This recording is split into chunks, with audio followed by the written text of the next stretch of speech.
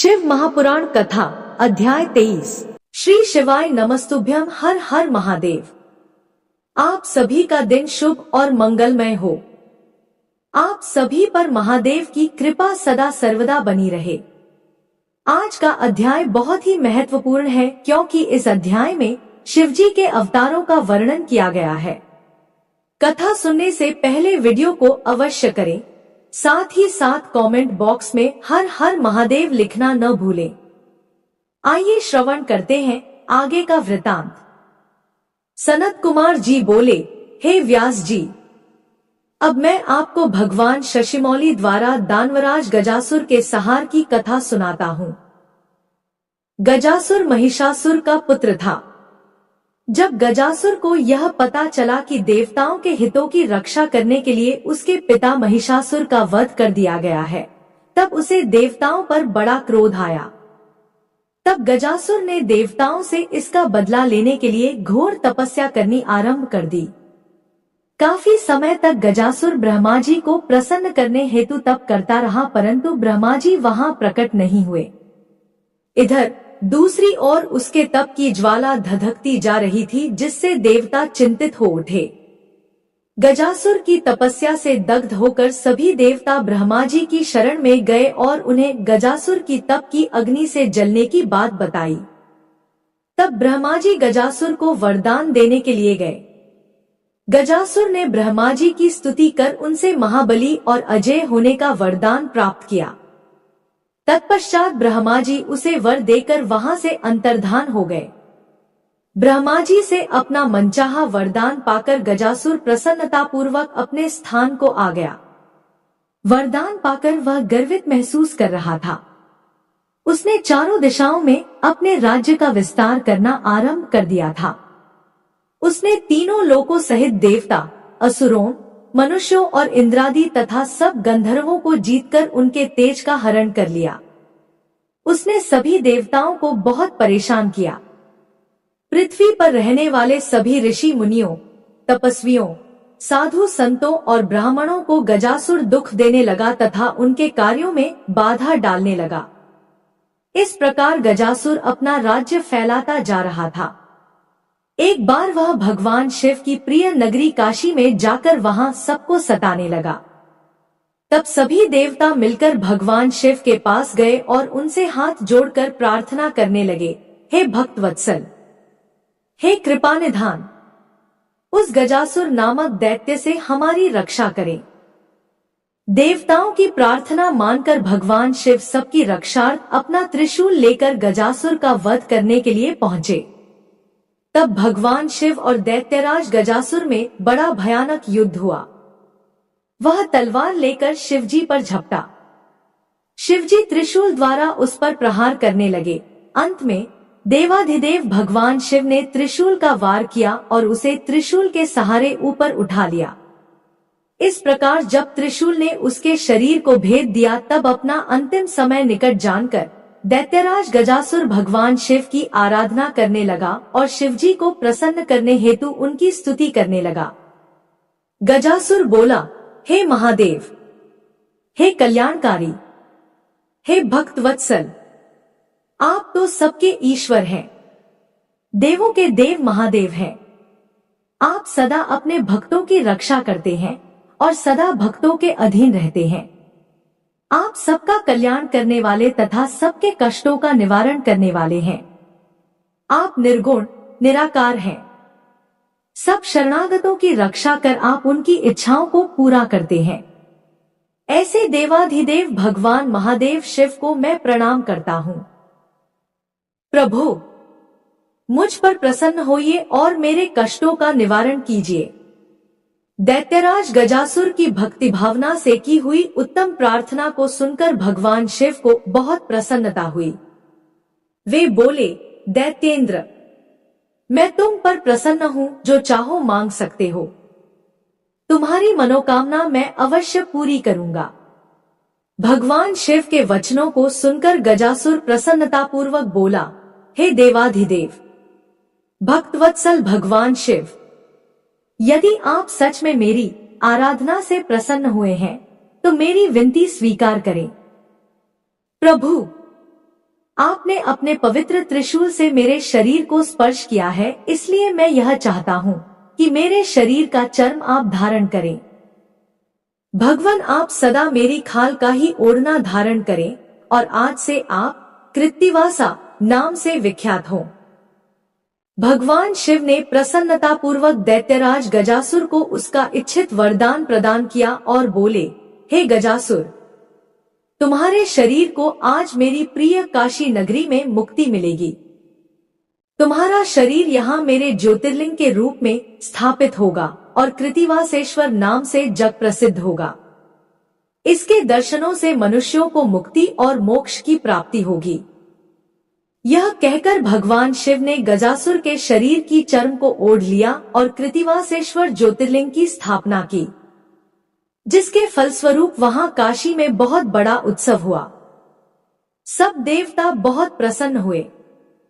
तत्पश्चात भगवान शिव वहां से अंतर्धान हो गए। सनत कुमार जी बोले, हे व्यास जी, अब मैं आपको भगवान शिव द्वारा दुंदुभिनिर्हराद नामक दैत्य के वध की कथा बताता हूँ। जब भगवान श्रीहरि विष्णु ने महाबली हिरण्याक्ष का वध किया, तब हिरण्याक्ष की माता दिति को बहुत दुख हुआ। तब देवताओं के घोर शत्रु दुंदुभिनिर्हराद ने दिति को अपने साथ मिला लिया और उनसे कहा कि देवताओं की ताकत को तभी कम किया जा सकता है जब उनकी पूजा करने वाले ब्राह्मणों को नष्ट कर दिया जाए। जब ब्राह्मण नष्ट हो जाएंगे तब यज्ञ नहीं होंगे, और जब यज्ञ नहीं होंगे तब देवताओं को भोजन नहीं मिलेगा तथा इस कारण वे निर्बल हो जाएंगे। यह विचार मन में करके वह दुष्ट फिर विचार करने लगा और तपस्या करने वाले ब्राह्मणों की खोज करने लगा। जब उन्हें यह ज्ञात हुआ कि काशी नगरी ब्राह्मणों की भूमि है, इसलिए सर्वप्रथम हमें वहीं से अपना कार्य आरंभ करना चाहिए। वह दुंदुभिनिर्हराद नामक दैत्य कुशा और समिधा लेने जाने वाले ब्राह्मणों को मारने लगा। वह नदियों और तालाबों में जलजीव बनकर छिप जाता तथा वहां स्नान करने आए साधुओं और तपस्वियों को वहीं मार देता तथा वनों में वनचर बनकर ब्राह्मणों का वध कर देता। रात में बाघ का रूप धारण करके वह ब्राह्मणों को खाने लगा। दिन में वह मुनियों की तरह ध्यान लगाकर मुनियों के बीच बैठ जाता। इस प्रकार उस दुष्ट राक्षस ने बहुत सारे ब्राह्मणों का वध कर दिया। एक शिवरात्रि के दिन भगवान शिव का एक भक्त देवालय में बैठकर भगवान शिव का पूजन करने के पश्चात ध्यान कर रहा था। निर्हराद ने जब इस प्रकार उसे अकेला देखा तो बाघ का रूप धारण कर उसे खाने के लिए आगे बढ़ा, परंतु उसने पहले ही अपने चारों ओर शिव मंत्र रूपी कवच धारण किया हुआ था, इसलिए वह उस शिव भक्त को खा नहीं सका। इधर भक्तवत्सल भगवान शिव ने अपने भक्त पर आए उस संकट को जान लिया। वह उसकी रक्षा के लिए शिवलिंग से प्रकट गए और जैसे ही दुंदुभिनिर्हराद दोबारा बाघ रूप में उस ब्राह्मण पर झपटा, भगवान शिव ने उसे धर दबोचा। फिर उसे अपने बगल में दबाकर उन्होंने उसके सिर पर मुक्के से प्रहार किया। उस दैत्य की भयानक चिंगार से पूरा आकाश गूंज उठा, जिसे सुनकर आसपास जो भी ब्राह्मण और तपस्वी थे तुरंत उस स्थान की ओर दौड़े और वहां का अद्भुत दृश्य देखकर आश्चर्यचकित हो गए। भगवान शिव ने उस दुंदुभिनिर्हराद नामक असुर को अपनी बगल में दबा रखा था। यह देखकर सभी ब्राह्मण और भक्तजन हाथ जोड़कर भगवान शिव की आराधना करने लगे। तब उनकी भक्ति भावना से की गई आराधना को सुनकर भगवान शिव बोले, हे मेरे प्रिय भक्तों, जो मनुष्य यहाँ आकर श्रद्धा भाव से मेरे स्वरूप का दर्शन करेगा, मैं उसके सभी कष्टों और दुखों का नाश कर दूंगा। मेरे इस लिंग का स्मरण करने के पश्चात आरंभ किए गए हर कार्य में मनुष्यों को सफलता मिलेगी। इस संसार में जो भी मनुष्य व्याघ्रेश्वर नामक उत्तम शिवलिंग के प्राकट्य के इस उत्तम चरित्र को स्वच्छ निर्मल मन एवं श्रद्धा भाव से सुनेगा, सुनाएगा, पढ़ेगा या पढ़ाएगा, उसकी सभी मनोकामनाएं अवश्य पूरी होंगी तथा उसके समस्त दुखों और कष्टों का नाश होगा। अंत में उस मनुष्य को मोक्ष की प्राप्ति होगी।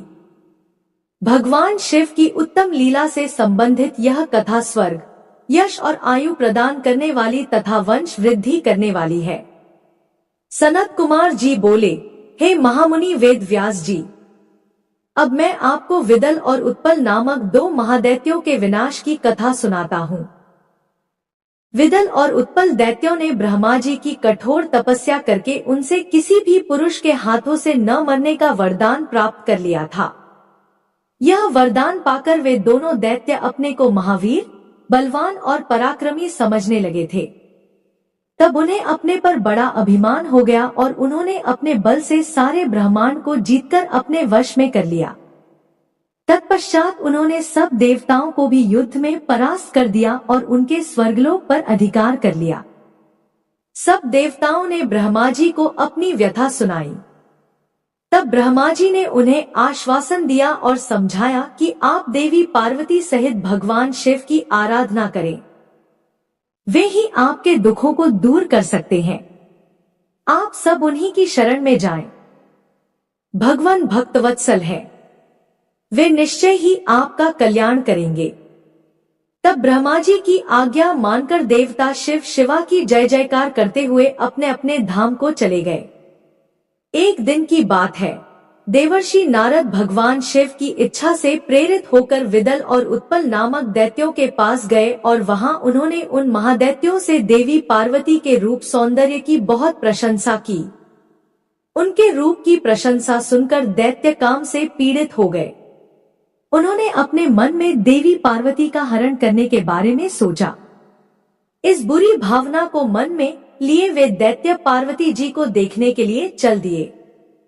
एक बार जब देवी पार्वती अपनी सहेलियों के साथ गेंद से खेल रही थी, तब आकाश मार्ग से जाते समय उन दुराचारी दैत्यों की दृष्टि देवी पार्वती पर पड़ी। वे महादैत्य शिवगणों का रूप धारण करके उनके निकट पहुंचे। उनकी आंखों की चंचलता को देखकर भगवान शिव ने उन्हें तुरंत पहचान लिया।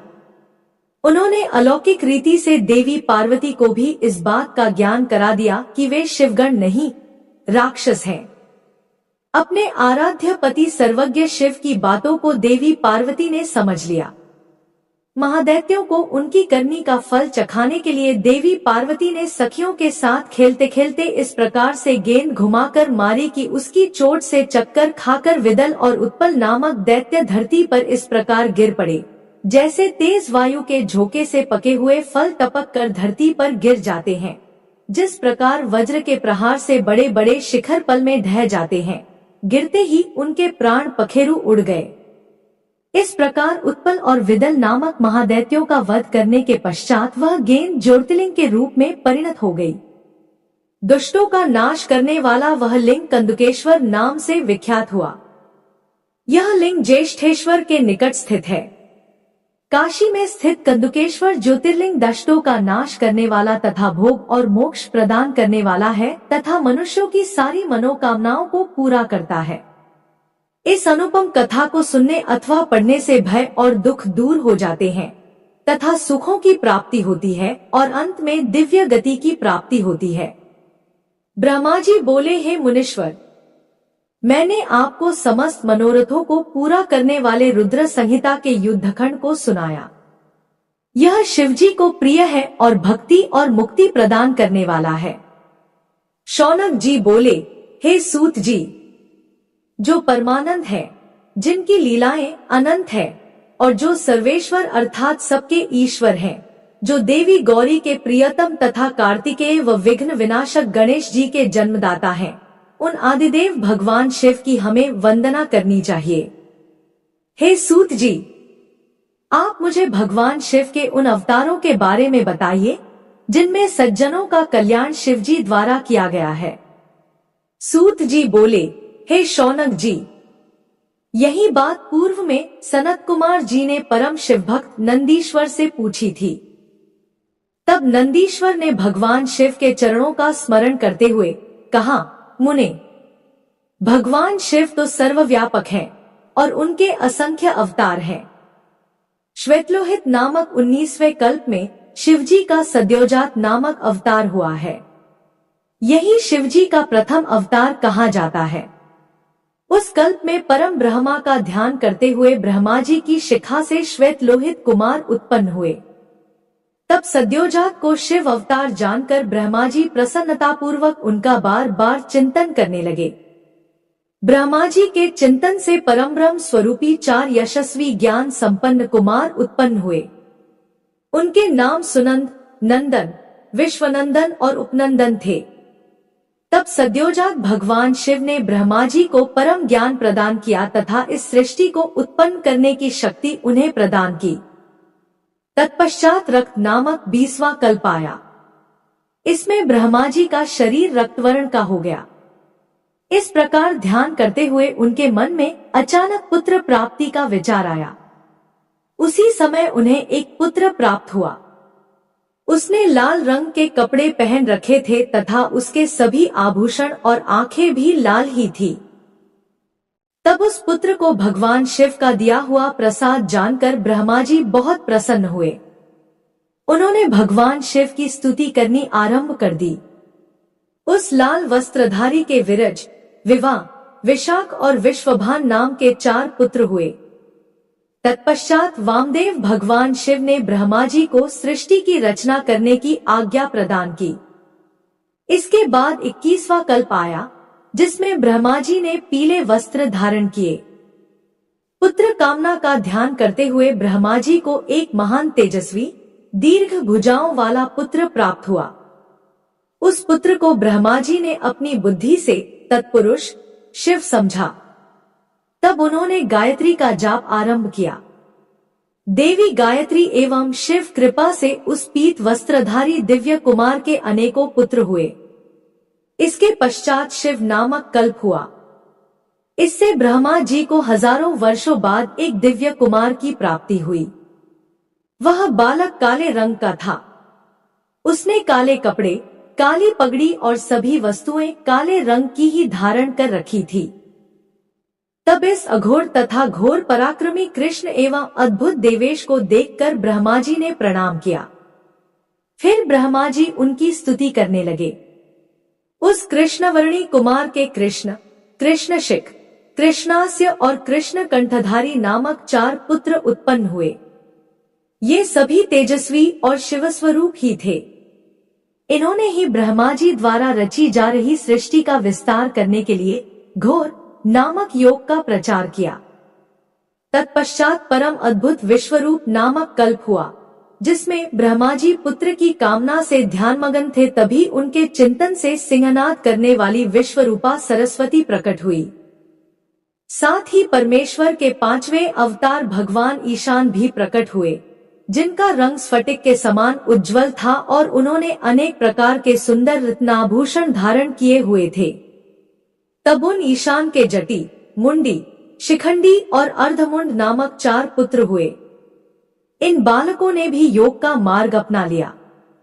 इस प्रकार मैंने जगत की हितकामना से भगवान शिव के सद्योजात नामक अवतार एवं शिवजी के ईशान, पुरुष, घोर, वामदेव और ब्रह्मा नामक 5 मूर्तियों के बारे में बताया।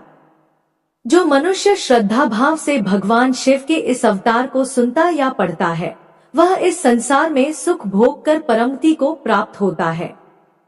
नंदीश्वर बोले, हे महामुने, अभी मैंने आपको भगवान शिव के श्रेष्ठ अवतारों के बारे में बताया, जो सुखदाता और परम कल्याणकारी हैं।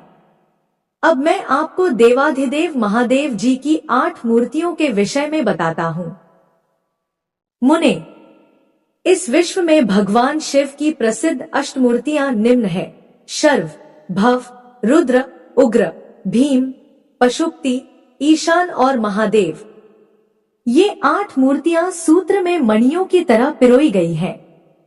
भगवान शिव की ये अष्टमूर्तियां पृथ्वी, जल, अग्नि, वायु, आकाश, क्षेत्रज्ञ, सूर्य और चंद्रमा में अधिष्ठित है। शास्त्रों के अनुसार भगवान शिव का विश्वंभर रूप इस चराचर जगत को धारण करने वाला है। उन्हीं का भव रूप सलिलात्मक एवं समस्त जगत को जीवन प्रदान करने वाला है और संसार का पालन करता है एवं उसे चलाता है। यही तीसरी मूर्ति का उग्र रूप है। महादेव जी के आकाशात्मक रूप को भीम कहते हैं, जिससे राज समुदाय का भेदन होता है। भक्तवत्सल भगवान शिव का पशुपति रूप आत्माओं का अधिष्ठान करने वाला, संपूर्ण क्षेत्र में निवास करने वाला है। यही पशु एवं जीवों के पाश को काटने वाला है।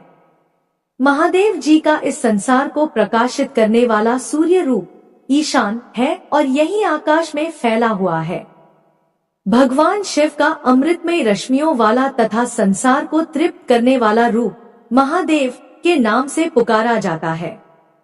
आत्मा देवाधिदेव भगवान शिव का 8वां मूर्ति रूप है और अन्य मूर्तियों की व्यापिका है। भगवान शिव के इस अष्टमूर्ति स्वरूप के कारण ही पूरा संसार शिवमय है। जिस प्रकार पौधे को पानी से सींचने से शाखाएं एवं फूल पुष्पित होते हैं, उसी प्रकार शिव स्वरूप से यह विश्व परिपुष्ट होता है।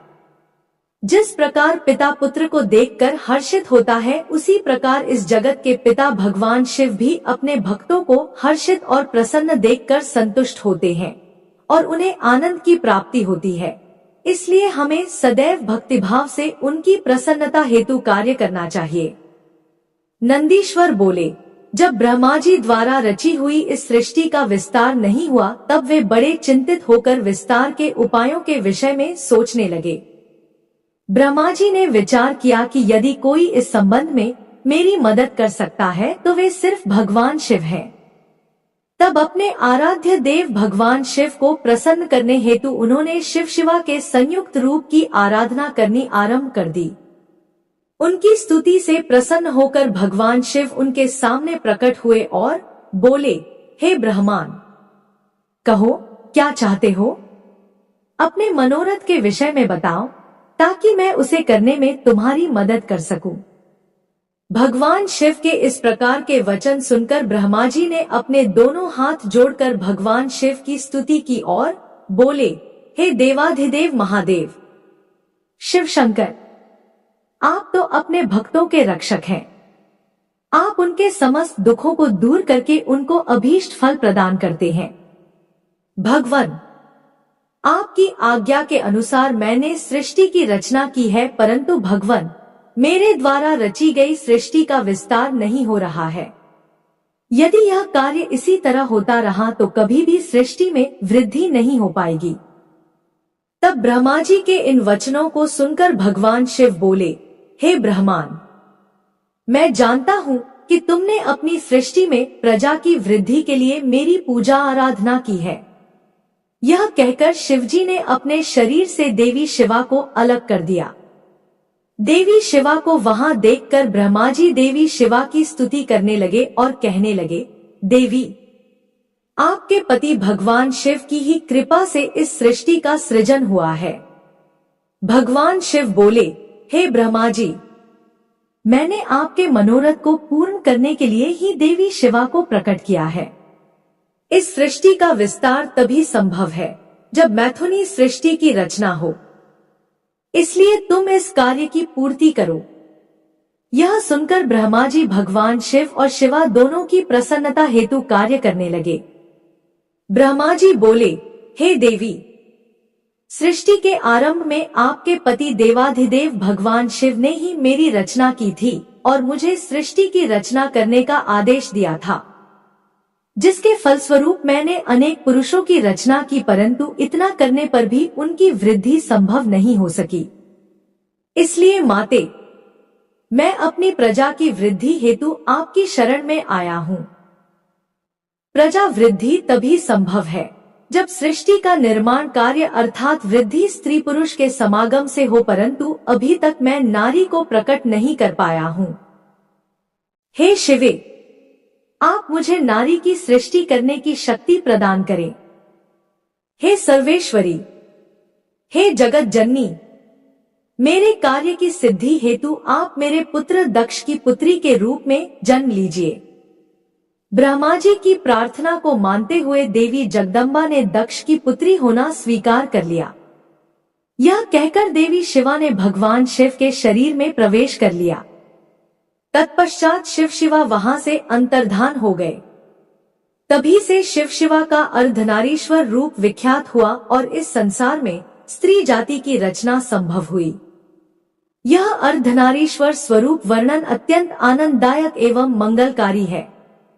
नंदीश्वर बोले, हे सर्वज्ञ सनत कुमार जी, एक बार ब्रह्मा जी से भगवान शिव बोले, ब्राह्मण। 7वें मनवंतर में वाराह कल्प होगा। इसमें कल्पेश्वर भगवान प्रकट होंगे, जो तीनों लोकों को अपने दिव्य प्रकाश से आलोकित करेंगे और तुम वैवस्वत मनु के प्रपौत्र बनोगे। उन मनवंतर में 4 युग होंगे। द्वापर युग के अंत में मैं ब्राह्मणों की रक्षा करने और उनका हित करने हेतु अवतार धारण करूंगा। द्वापर युग में व्यास जी प्रभु का रूप धारण करेंगे। कलयुग के अंत में मैं देवी शिवा सहित श्वेत नामक ब्राह्मण मुनि के रूप में प्रकट होऊंगा। हिमालय पर्वत पर मेरे श्वेत, श्वेतशिख, श्वेताश्व और श्वेतलोहित नामक 4 शिष्य होंगे। मेरे ये शिष्य अविनाशी तत्व को जानकर जन्म मृत्यु के बंधनों से मुक्त हो जाएंगे। हिमालय के उच्च शिखर पर जब मैं अवतार लूंगा, उस समय ब्रह्मा जी मेरे शिष्य बनकर मुझसे अव्यय तत्व की शिक्षा लेंगे और मेरे परम भक्त बनकर मेरी आराधना करेंगे। द्वापर में प्रजापति सत्य तो कलयुग में सुतारी नाम से मुझे प्रसिद्धि मिलेगी। उस युग में दुंदुभि, शत्रु, त्रिशीक और केतु आदि वेदों के ज्ञाता मेरे प्रिय शिष्य होंगे। मेरे ये शिष्य ध्यान और योग के माध्यम से शिवलोक को प्राप्त करेंगे। द्वापर के तीसरे चरण में व्यास जी भार्गव के रूप में अवतरित होंगे और शिवलोक के पास दमन नाम से प्रसिद्ध होंगे। मेरे विशोकादि नामक 4 पुत्र व्यास जी के शिष्य होंगे, जिन्हें मैं दृढ़ निवृत्ति का उपदेश दूंगा। तत्पश्चात चौथे द्वापर में अंगिराज व्यास होंगे और मैं सुहोत्र नाम से प्रकट होऊंगा। मेरे 4 पुत्र होंगे और वे चारों महात्मा बन जाएंगे। मेरे ये चारों पुत्र सुमुख, दुर्मुख, दुदर्भ और दुर्तिक्रम नाम से विख्यात होंगे। 5वें द्वापर में व्यास जी सविता नाम से प्रसिद्ध होंगे और मैं कंक नामक योगी व महान तपस्वी होऊंगा। तब मैं व्यास जी की सहायता करूंगा और उन्हें अर्थ मुक्ति के मार्ग का आश्रय दूंगा। 9वां द्वापर आने पर व्यास जी सारस्वत होंगे। तब मैं स्वयं ऋषभ नामक अवतार धारण करूंगा। पाराशर, गर्ग, भार्गव तथा गिरीश मेरे शिष्य होंगे। ये चारों श्रेष्ठ योगी होंगे और सदा योग के मार्ग का ही अनुसरण करेंगे। अपने ऋषभ अवतार में मैं भद्रायु नाम के एक राजकुमार को जीवन दान दूंगा, जो कि विष द्वारा मर जाएगा। जब वह राजकुमार भद्रायु 16 वर्ष का होगा, उस समय मेरे अंश ऋषभ ऋषि उसके घर जाएंगे। जब वह राजकुमार श्रद्धा और भक्ति भावना से उनका पूजन करेगा, तब वे मुनि उसे राजधर्म का उपदेश देंगे। उसकी पूजा अर्चना से प्रसन्न होकर वे मुनि भद्रायु को दिव्य कवच, शंख तथा शत्रुओं का विनाश करने वाला खड्ग प्रदान करेंगे। यही नहीं, वे उसके शरीर पर अद्भुत भस्म लगाकर उसे 12,000 हाथियों का बल भी प्रदान करेंगे। इस प्रकार भद्रायु को अनेकों वरदान और दिव्य वस्तुएं प्रदान करने के पश्चात वे वहां से चले जाएंगे। तब भद्रायु रिपुगणों को युद्ध में हराकर कीर्तिमालिनी नामक परम सुंदरी कन्या में से विवाह करके धर्म पूर्वक राज्य करेगा। यही ऋषभ नामक 9वां अवतार है। ऋषभ चरित्र परम पावन, महान तथा स्वर्ग, यश और आयु प्रदान करने वाला है। शिवजी बोले, ब्राह्मण। 10वें द्वापर में त्रिधामा नामक व्यास मुनि होंगे, जो हिमालय के उच्च शिखर पर भृंगु नामक स्थान पर रहेंगे। उस अवतार में भी मेरे भृगु, बलवंधु, नरामित्र और केतुश्रृंग नामक 4 तपस्वी होंगे। 11वां द्वापर आने पर त्रिवृत नामक व्यास होंगे और मैं कलिंग में गंगा के द्वापर में तप नाम से प्रकट होऊंगा और लंबोदर, लंबादा, केशलम पुत्र और प्रलंबक नामक मेरे 4 पुत्र होंगे। ये चारों दृढ़वर्ती होंगे। तत्पश्चात 12वां द्वापर आएगा। इसमें शत्तेजा मुनि व्यास होंगे और मैं अत्रि नामक अवतार धारण करूंगा। उस समय सर्वज्ञ, संबुद्धि, साध्य और शर्व नाम के मेरे 4 पुत्र होंगे। ये महायोगी होंगे और निवृत्ति के मार्ग का अनुसरण करेंगे। 13वें द्वापर में व्यास धर्म स्वरूप नारायण होंगे और मैं गंधमादन पर्वत पर बालखिल्याश्रम में जन्म लेकर महामुनि बलि के नाम से जाना जाऊंगा। तब सुधामा, कश्यप, वशिष्ठ और विरजा मेरे पुत्र होंगे। वहीं 14वें द्वापर युग में व्यास जी दक्ष बनकर और मैं गौतम के रूप में अवतरित होऊंगा। तब अत्रि, वशद, श्रवण और श्रविकष्ट मेरे पुत्र के रूप में जन्म लेंगे। 15वां द्वापर आने पर मैं हिमालय के वेदशीर्ष नामक पर्वत पर सरस्वती नदी के उत्तरी तट पर वेदशिरा का रूप धारण करूंगा। वेदशिरा के अवतार में कुणी, कुणिबाहु, कुशरीर और कुनेत्रक नाम के 4 वीर पराक्रमी पुत्र उत्पन्न होंगे। उस समय व्यास जी त्रयारुणी नामक अवतार में होंगे। 16वां द्वापर युग आने पर व्यास जी देव नाम धारण करेंगे और मैं गोकर्ण नामक वन में गोकर्ण बनकर जन्म लूंगा तथा काश्यप, उष्णा, च्यवन और बृहस्पति मेरे 4 पुत्र होंगे। 17वें द्वापर युग में व्यास देव कृतंजय होंगे। मैं गुहावासी नाम से अवतार लूंगा और उतथ्य, वामदेव, महायोगा और महाबल मेरे पुत्र होंगे। 18वां द्वापर आने पर मैं शिखंडी पर्वत पर जहां शिखंडी वन है वहां शिखंडी नाम से अवतरित होऊंगा और ऋतंजय व्यास होंगे। उस समय वाचाश्रवा, रुचिक, श्यावास्य और यतीश्वर मेरे पुत्र तपस्वी होंगे। 19वें द्वापर युग में महामुनि भारद्वाज व्यास होंगे और मैं माली नाम से हिमालय के शिखर पर जन्म में लूंगा। तब मेरी लंबी लंबी जटाएं होंगी। हिरण्यनामा, कौसल्य, लोकाक्षी और प्रधिमी, जो कि गंभीर स्वभावी हैं, मेरे पुत्रों के रूप में जन्म लेंगे। 20वां द्वापर आने पर व्यास जी गौतम और मैं अट्टहास नाम से अवतार धारण करेंगे। सुमंत, वरवरी, विद्वान कबंध और कुणिबंधर मेरे योग संपन्न पुत्र होंगे। 21वें द्वापर युग में मैं दारुक नाम से पैदा होऊंगा और मेरे नाम से उस स्थान का नाम दारुवन हो जाएगा। पल्क्ष, दारभामणि, केतुमान तथा गौतम मेरे पुत्र होंगे और वाचाश्रवा व्यास होंगे।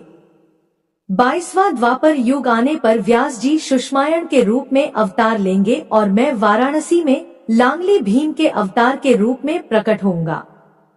उस समय मुझ हलायुधारी शिव का दर्शन सभी देवता करेंगे तथा भल्लरी, मधु, पिंग और श्वेतकेतु मेरे पुत्र होंगे तथा वे धार्मिक रुचि रखने वाले होंगे। 23वें द्वापर में व्यास तृणाबिंदु मुनि होंगे। तब मैं कालिंजर नामक पर्वत पर श्वेत नाम से उत्पन्न होऊंगा और उशिक, बृहद्रश्व, देवल और कवि नाम के 4 तपस्वी पुत्र होंगे। 24वें द्वापर में यक्ष व्यास होंगे। तब मैं शूली नामक महायोगी के रूप में जन्म लूंगा। शालिहोत्र, अग्निवेश, युवनाश्व और शरदवसु मेरे पुत्र होंगे। जब 25वां द्वापर युग आएगा उस समय शक्ति नाम से व्यास अवतार धारण करेंगे और मैं मुंडीश्वर नाम से प्रकट होऊंगा।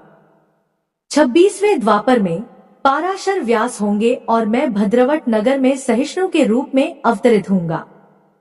27वां द्वापर आने पर मैं सोम शर्मा नाम से प्रभास नामक तीर्थ में अवतार धारण करूंगा। उस समय व्यास जी जातुकर्ण नाम से प्रसिद्ध होंगे। 28वें द्वापर युग में भगवान श्रीहरि विष्णु पराशर के पुत्र के रूप में जन्म लेंगे और उनका नाम द्वैपायन व्यास होगा। उस समय श्री कृष्ण अपने छठे अंश से वसुदेव के पुत्र के रूप में जन्म लेकर वासुदेव नाम से जगत प्रसिद्ध होंगे। तब मैं लकुली के नाम से प्रकट होऊंगा। इस प्रकार देवाधिदेव भगवान शिव ने मनवंतर के चतुर्युगियों के योगेश्वतारों का वर्णन किया। इन 28 योगेश्वतारों में उनके 4 परमप्रिय शिष्य होंगे, जो शरीर पर भस्म और मस्तक पर त्रिपुंड, गले में रुद्राक्ष की माला धारण किए होंगे। ये शिष्य विद्वान और भक्त होंगे। सनत कुमार जी ने पूछा, हे प्रभो, आप महादेव जी के अंश से उत्पन्न होकर भगवान शिव को कैसे प्राप्त हुए? कृपा कर मुझे इस उत्तम कथा का वर्णन सुनाइए। नंदीश्वर बोले, हे ब्रह्मापुत्र सनत कुमार जी, शिलाद नामक एक धर्मात्मा मुनि थे। एक बार जल पुत्र की कामना से शिलादी ऋषि इंद्र की तपस्या और उनका ध्यान करने लगे। तब देवराज इंद्र ने प्रकट होकर उनसे कहा कि मैं आपकी इच्छा को पूरा करने में असमर्थ हूँ। अतः आप परमपिता परमेश्वर भक्तवत्सल भगवान शिव की स्तुति करो। वे ही आपकी इच्छा पूरी करने में सक्षम है। यह सुनकर शिलाद प्रसन्न होकर पूर्ण भक्ति भावना और श्रद्धा पूर्वक देवाधिदेव भगवान शिव की तपस्या करने लगा। शिलाद की कठोर तपस्या से प्रसन्न होकर भगवान शिव ने उसे साक्षात दर्शन दिए और बोले, हे शिलाद, ब्रह्मा जी, श्रीहरि विष्णु सहित सभी देवताओं और ऋषि मुनियों ने मेरे अवतार धारण करने के लिए मेरी तपस्या की और मुझे सभी इस पूरे संसार का पिता मानते हैं। फिर भी मैं आपको अपना पिता बनने का वरदान देता हूँ। मैं आपका अयोनिज पुत्र बनकर जन्म लूंगा और मेरा नाम नंदी होगा। यह कहकर भगवान शिव वहां से अंतर्धान हो गए। तत्पश्चात शिलाद भगवान शिव की जय जयकार करते हुए अपने आश्रम में चले गए। वहां उन्होंने सभी को यह बात बताई।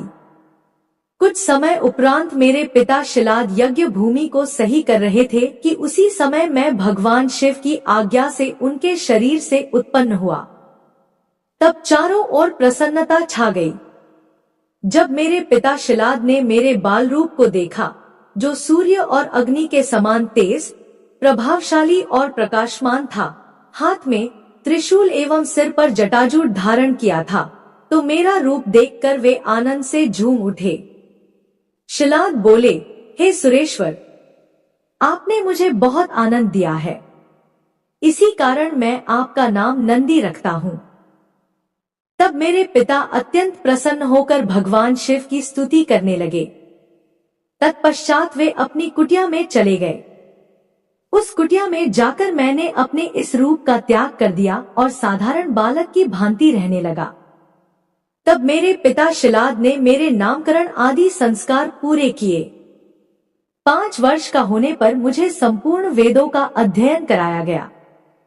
जब मैं 7 वर्ष का हुआ तो देवाधिदेव भगवान शिव की आज्ञा से मित्र और वरुण नामक मुनि मुझे देखने मेरे आश्रम आए।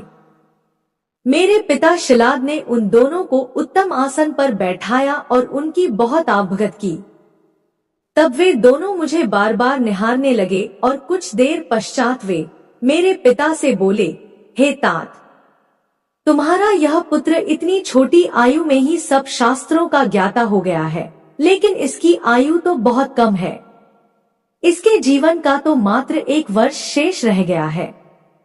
तब उन दोनों की बातें सुनकर मेरे पिता शिलाद अत्यंत दुख से भर गए और रोने लगे। अपने पिता को इस प्रकार दुखी देखकर नंदीश्वर ने उनसे प्रश्न किया। वे पूछने लगे, पिताजी, आप किस कारण इतना दुखी हो रहे हैं? तब पिता शिलाद ने मुझे मेरी अल्पायु के विषय में बताया। तब मैं बोला, हे पिताजी, आप इस प्रकार दुखी ना हो। मुझे देवता, दानव, यक्ष, गंधर्व, काल, यमराज या कोई भी मनुष्य नहीं मार सकता। मेरी अल्पायु में मृत्यु नहीं होगी।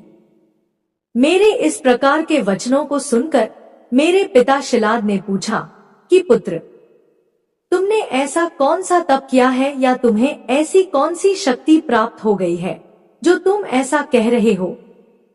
तब मैंने कहा, हे पिताजी, मैं भगवान शिव की आराधना और स्तुति से ही मृत्यु को दूर भगा दूंगा। आप चिंता न करें। यह कहकर नंदी ने पिता शिलाद को प्रणाम किया और स्वयं वन की ओर चल दिया। नंदीश्वर बोले, हे महामुने, मैंने वन में जाकर घोर तपस्या करनी शुरू कर दी। मैं स्वच्छ मन और श्रद्धा भाव से भगवान शिव के 3 नेत्र, 10 भुजा तथा 5 मुख वाले रूप का ध्यान करते हुए मंत्र का जाप करने लगा। मेरी दुष्कर तपस्या से अभिभूत होकर भगवान शिव प्रसन्न हो गए। तब भगवान शिव ने देवी पार्वती सहित मुझे दर्शन दिए। भगवान शिव बोले, हे शिलाद पुत्र नंदी, मैं तुम्हारी इस तपस्या से बहुत प्रसन्न हुआ हूँ। तुम जो चाहो मनोवांछित वर मांग सकते हो। तुम्हारी इच्छा मैं अवश्य पूरी करूंगा। देवाधिदेव भगवान शिव के ये उत्तम वचन सुनकर मैं उनके चरणों में गिर पड़ा और पुनः उनकी स्तुति करने लगा।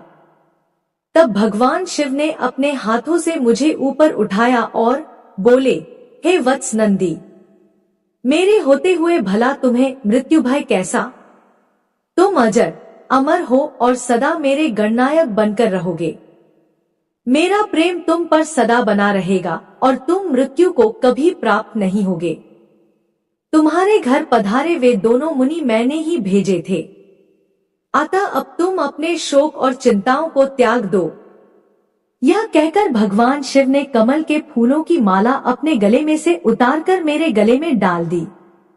माला मेरे गले में पड़ते ही मेरे 3 नेत्र और 10 भुजाएं हो गई। तत्पश्चात भगवान शिव मुझसे बोले कि तुम और क्या चाहते हो? मैंने कहा, प्रभु, मैं आपकी सवारी बनना चाहता हूँ। तब महादेव शिवजी ने अपनी जटाओं से हार के समान निर्मल जल मुझ पर छिड़क कर कहा कि नंदी हो जाओ। तब उन परमेश्वर शिव की जटा से जटोरक, त्रिस्तोता, वृषभध्वनि, स्पणितका और जम्बू नदियां बह निकली। ये 5 नदियां पंचद नाम से जप्तेश्वर नामक स्थान के पास बह रही हैं। जो मनुष्य इन पंचनद नामक नदियों पर जाकर प्रसन्न मन से भगवान शिव की उपासना करता है, उसे परम मोक्ष की प्राप्ति होती है। उसकी सभी कामनाएं भगवान शिव अवश्य पूरी करते हैं। भगवान शिव ने देवी पार्वती से कहा कि देवी, मैं नंदी को अपने गणों का अधिपति बनाना चाहता हूँ। शिवजी के वचन सुनकर देवी पार्वती बोली, प्रभु, मैं नंदी को अपना पुत्र मानती हूँ। तब भगवान शिव ने अपने सभी गणों को बुलाकर उनसे कहा कि मैंने नंदी को आप सब गणों का अधिपति बनाया है। भगवान शिव का यह कथन सुनकर सभी गणों ने प्रसन्नतापूर्वक उन्हें अपना स्वामी स्वीकार किया। फिर सब देवताओं और मुनियों ने नंदी का अभिषेक किया। तत्पश्चात नंदी का विवाह मरुतों की सुंदर दिव्य कन्या सुयशा से संपन्न हुआ। नंदी ने सपत्नीक परमेश्वर शिव को नमस्कार किया। महादेव जी ने नंदी को ऐश्वर्य संपन्न, महायोगी, महान धनुर्धारी, अजय और महाबली होने का आशीर्वाद प्रदान किया। देवी पार्वती ने प्रसन्नतापूर्वक नंदी से मनोवांछित फल मांगने के लिए कहा। नंदी बोला कि हे माते, मेरी सदैव आपके चरणों में भक्ति बनी रहे। यह सुनकर देवी पार्वती ने उसकी इच्छा पूर्ण कर दी। तत्पश्चात सब देवताओं ने भी हर्षित मन से मुझे अनेक वरदान प्रदान किए। तब भगवान शिव से आज्ञा लेकर सब उनका गुणगान करते हुए अपने स्थान को चले गए। महामुने, नंदीश्वर के अवतार का वर्णन शिव भक्ति बढ़ाने वाला और आनंददायक है। इसे पढ़ने अथवा सुनने से सभी सुखों की प्राप्ति होती है। नंदीश्वर बोले, हे सनत कुमार जी, भगवान शिव के परम रूप भैरव जी हैं। एक समय की बात है, ब्रह्मा जी सुमेरु पर्वत पर बैठकर ध्यान में मग्न थे। उसी समय देवता उनके पास आए और उन्हें हाथ जोड़कर नमस्कार करने लगे। तत्पश्चात उन्होंने पूछा, हे ब्राह्मण, इस संसार में अविनाशी तत्व क्या है? कृपा कर इस विषय में हमें बताइए। तब भगवान शिव की माया से मोहित होकर ब्रह्मा जी बोले, हे देवताओं, आपकी प्रसन्नता के लिए मैं आपको उस अविनाशी तत्व के बारे में बताता हूँ। इस संसार में मुझसे बढ़कर कोई भी नहीं है। मेरे द्वारा ही यह सारा संसार उत्पन्न हुआ है। मैं ही स्वयंभू, अज, ईश्वर, अनादि, भोक्ता, ब्रह्मा और निरंजन आत्मा हूँ। मेरे कारण ही संसार प्रवृत्त और निवृत्त होता है। ब्रह्मा जी के इन वचनों को सुनकर वहीं बैठे भगवान श्रीहरि विष्णु को बहुत बुरा लगा। तब श्रीहरि ब्रह्मा जी को समझाते हुए बोले कि ब्राह्मण, तुम इस प्रकार अपनी स्वयं ही प्रशंसा न करो, क्योंकि मेरी आज्ञा के फलस्वरूप ही तुम इस सृष्टि के रचयिता हो। इस प्रकार ब्रह्मा जी व श्रीहरि आपस में लड़ाई करने लगे। दोनों ही अपने को बड़ा और दूसरे को निम्न समझ रहे थे। तब उन्होंने अपने को उच्च सिद्ध करने के लिए वेदों का स्मरण किया। फलस्वरूप चारों वेद वहां उपस्थित हो गए। जब ब्रह्मा जी और श्रीहरि विष्णु ने उन चारों वेदों से अपनी श्रेष्ठता के संबंध में पूछा, तब सर्वप्रथम ऋग्वेद, भगवान शिव का स्मरण करते हुए बोले, हे ब्रह्मन, हे श्रीहरि, जिसके भीतर समस्त भूत निहित है तथा जिसके द्वारा सब कुछ प्रवृत्त होता है, जिन्हें इस संसार में परम तत्व कहा जाता है, वह एक भगवान शिव ही है। तब यजुर्वेद बोले कि उन परमेश्वर भगवान शिव की कृपा से ही वेदों की प्रामाणिकता भी सिद्ध होती है। उन्हीं भगवान शिव शंकर को संपूर्ण यज्ञों तथा योग में स्मरण किया जाता है। तत्पश्चात सामवेद बोले कि जो समस्त संसार के लोगों को भरमाता है और जिसकी खोज में सदा ऋषि मुनि लगे रहते हैं, जिनकी कांति से सारा विश्व प्रकाशमान होता है, वह त्र्यंबक महादेव जी हैं। इस पर अथर्व बोल उठे, भक्ति से साक्षात्कार कराने वाले तथा समस्त दुखों का नाश करने वाले एकमात्र देव भगवान शिव ही हैं। वेदों द्वारा कहे गए इन वचनों को सुनकर ब्रह्मा और विष्णु बोले, हे वेदों, तुम्हारे वचनों से सिर्फ तुम्हारी अज्ञानता ही झलकती है। भगवान शिव तो सदा नंगे रहते हैं, अपने शरीर पर भस्म धारण करते हैं। उनके सिर पर जटाजूट व गले में रुद्राक्ष है। वे सर्पों को भी धारण करते हैं। भला शिव को परम तत्व कैसे कहा जा सकता है? उन्हें परम ब्रह्म किस प्रकार माना जा सकता है? ब्रह्मा जी और श्रीहरि विष्णु के इन वचनों को सुनकर हर जगह मूर्त और अमूर्त रूप में विद्यमान रहने वाले ओंकार बोले कि भगवान शिव शक्तिधारी हैं। वही परमेश्वर हैं तथा सबका कल्याण करने वाले हैं। वे महान लीलाधारी हैं और इस संसार में सब कुछ उनकी आज्ञा से ही होता है। ओंकार की बातें सुनकर भी ब्रह्मा जी और विष्णु जी की बुद्धि में ये बातें नहीं आईं और वे इसी प्रकार आपस में लड़ते रहे। उनका विवाद खत्म होने का नाम ही नहीं ले रहा था। तभी उन दोनों के बीच में एक विशाल ज्योति प्रकट हो गई। इस विशाल ज्योति का न तो आरंभ था न ही कोई अंत। उस अग्नि की ज्वाला से ब्रह्मा जी का 5वां मुख जलने लगा। उसी समय कल्याणकारी भगवान शिव वहां प्रकट हो गए। ब्रह्मा जी शिव जी से बोले, हे पुत्र, तुम मेरी शरण में आओ, मैं तुम्हारी रक्षा करूंगा। तुम मेरे सिर से ही प्रकट हुए हो। तुमने प्रकट होकर रोना आरंभ कर दिया था, इसी कारण मैंने तुम्हारा नाम रुद्र रखा था। ब्रह्मा जी के इस प्रकार के वचनों को सुनकर सर्वेश्वर भगवान शिव को भी क्रोध आ गया। उनके क्रोध से तत्काल ही एक पुरुष उत्पन्न हो गया। उसका नाम भैरव था। भगवान शिव ने उस पुरुष को आदेश देते हुए कहा, हे कालराज, तुम साक्षात काल के समान हो, इसलिए आज से तुम जगत में काल भैरव के नाम से विख्यात होगे। तुम ब्रह्मा पर शासन करो और उनके गर्व को नष्ट करो तथा इस संसार का पालन करो। आज से मैं तुम्हें काशीपुरी का आधिपत्य प्रदान करता हूँ। वहां के पापियों को दंड देना तुम्हारा ही कार्य होगा।